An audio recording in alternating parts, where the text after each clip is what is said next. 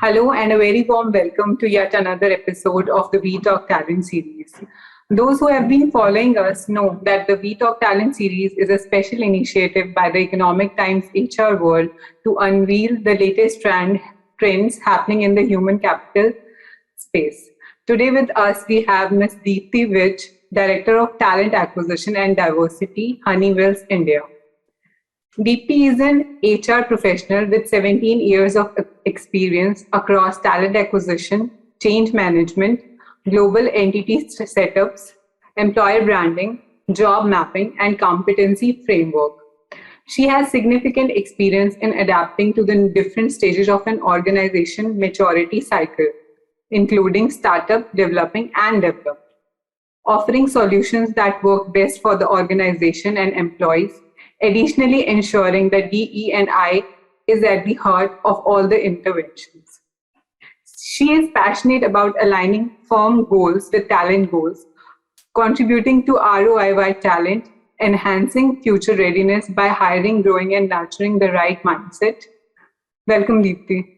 Thank you so much, Priya. Thanks for having me. So I will start by saying that we have all been seeing the unprecedented changes over the past few years in the industry, be it due to the technological intervention or the pandemic that we all have been going through. And it has changed a lot in the way we work and in the way we imagine the workplaces. So it has given a new high to the hybrid talent and the work flexibility that we have today. With that, I would like to ask you, how do you redefine your employer brands to attract hybrid talent in this virtual context?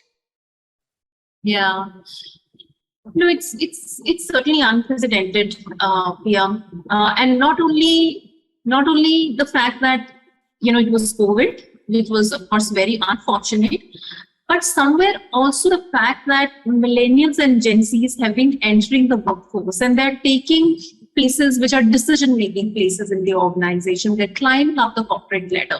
So a mindset shift has happened. Of course, because of pandemic. I mean, pandemic gave it a push, but it was happening because we had younger generation getting into corporate who think differently, who've been raised personally and professionally. They've been brought up very differently. The kind of education they received, the kind of environment that they got. Most of them were raised in nuclear families, so on and so forth. So a lot of changes were stemming from there, and here we are.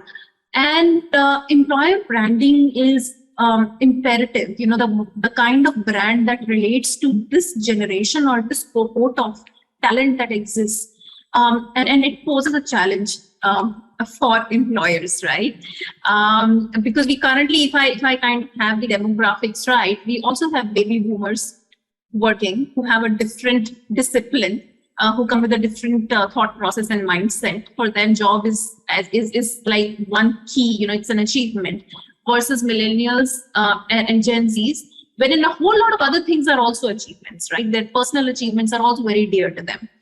So it becomes very difficult and important for employers currently to redefine or to kind of rejuvenate their brand, what they stand for. I can give you an example about how Honeywell drives it, because Honeywell kind of is an organization that has 100 years of innovative legacy. So we want to put that innovation legacy or innovation purpose at the heart.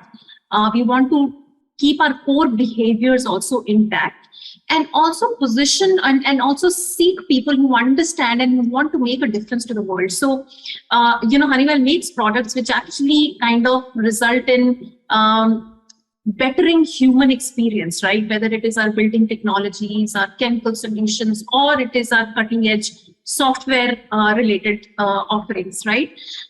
So our employer brand is such as that it defines give and get, right? So there is an ecosystem that employer offers you, and there are certain aspirations that we as employer also have. So it has to be a hybrid, Priya, to answer your question in a crisp manner.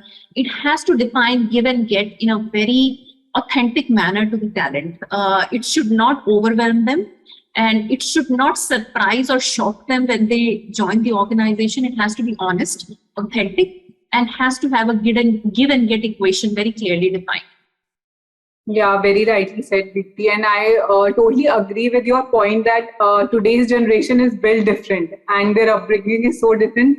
And the point of view you shared that for the baby boomers, it was a big achievement to have a full-time job. But when it comes to millennial and Gen Zs, there are other achievement also that they take pride in. Which has also given a new boost to the gig economy, if I can say so. So I would like you to share your take on gig economy and how mature do you think organizations are in India to capitalize on gig economy? So, a whole lot of reports, whether it's ASSOCHAM, McKinsey, etc., are actually giving very positive and aggressive, progressive reports on gig as a talent in India, right?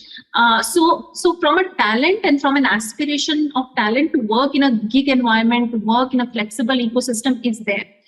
The maturity of organizations currently maybe not there, but then there's no escaping it, right? We'll have to transform ourselves very quickly in order to meet that demand.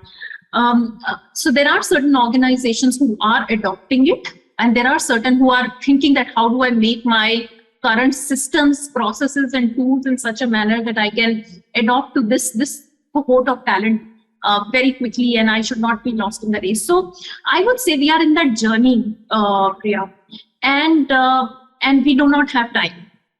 So organizations who will build tools, technologies, processes in the system to support gig workers sooner will be able to reap benefits sooner.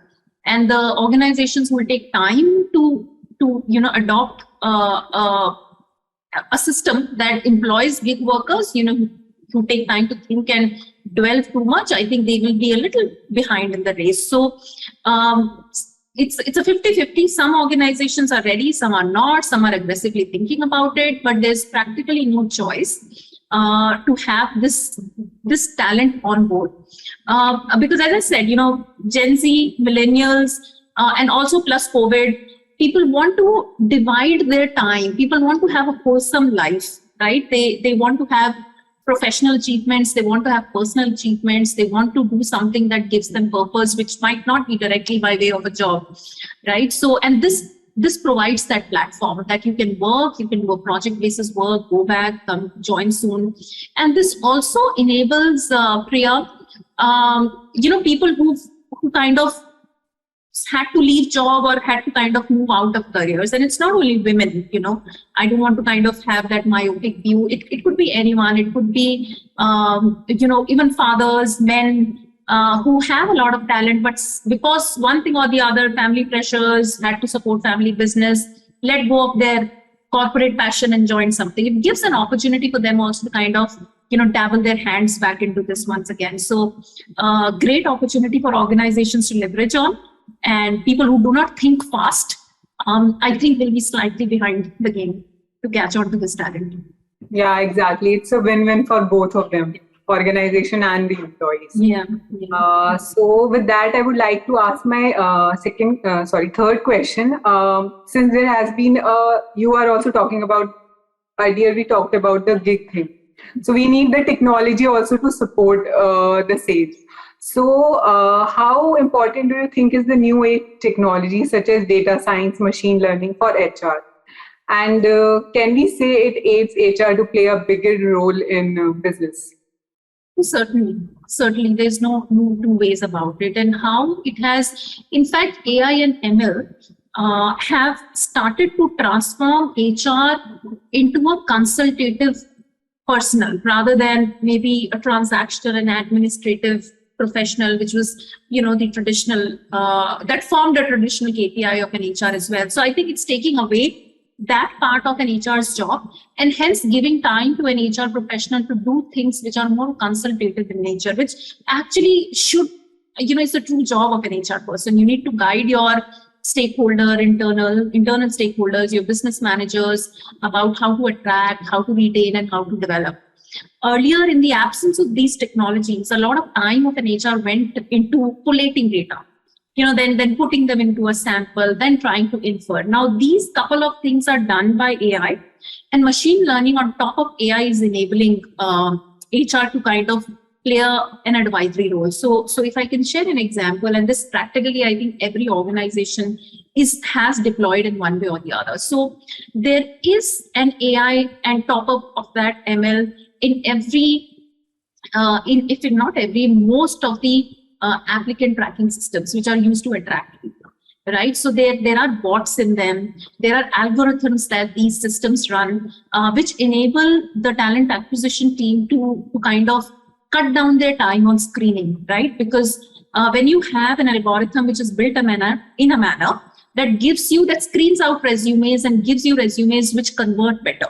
So machine learning is a self-learning algorithm, right? So it kind of learns from the behavior that a human projects while using that particular machine. So I think that's where most of the organizations are leveraging ML in one way or the other.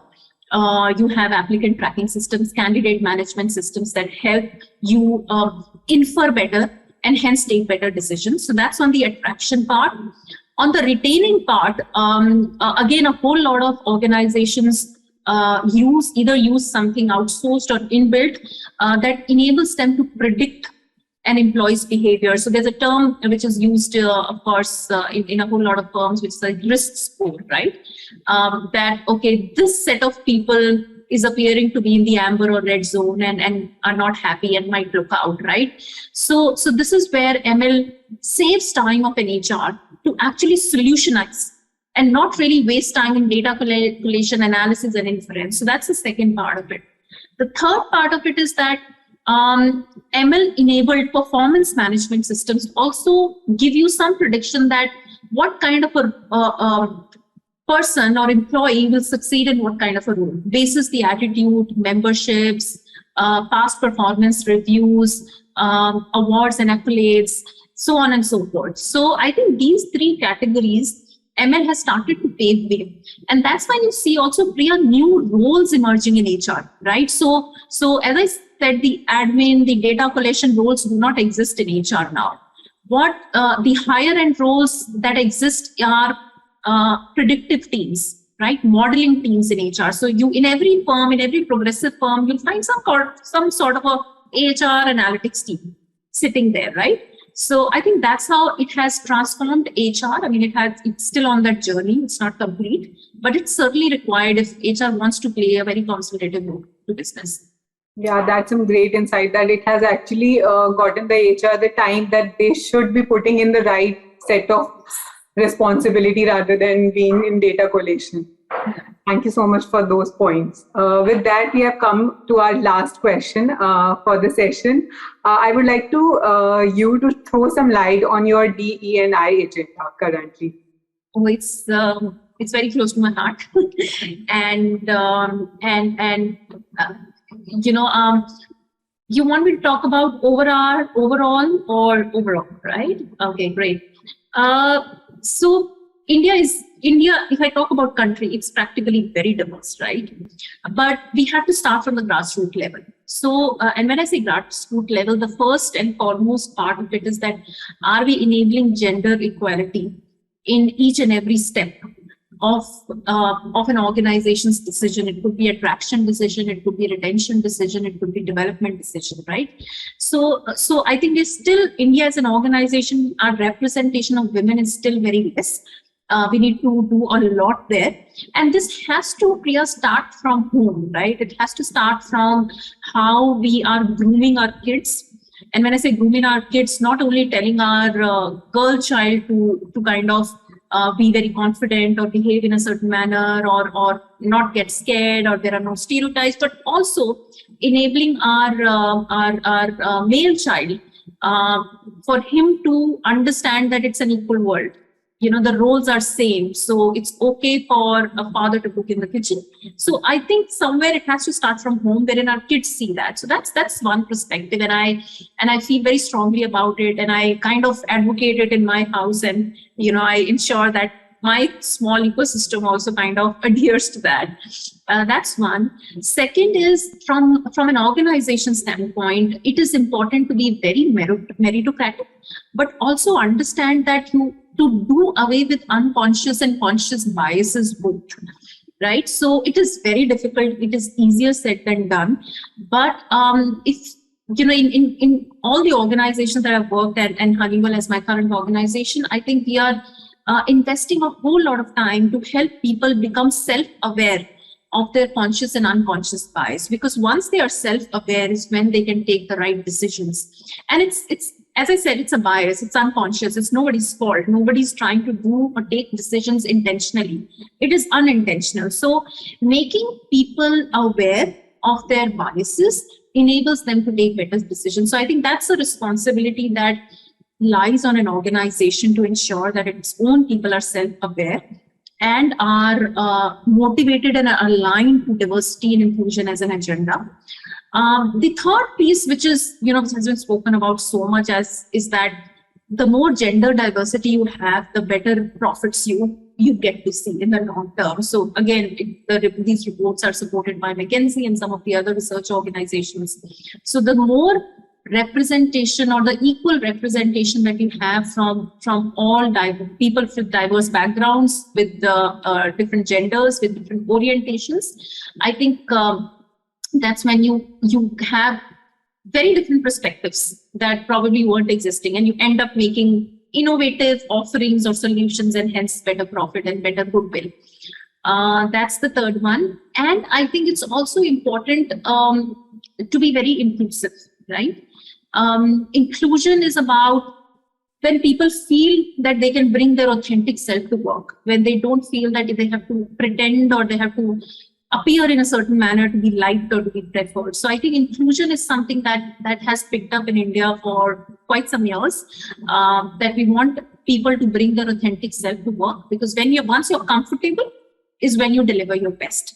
So very passionate about this, passionate about removing unconscious bias. And it is by various methods, right? You kind of have trainings, you have workshops, you have classroom-based, associations and simulation sessions that help people get there.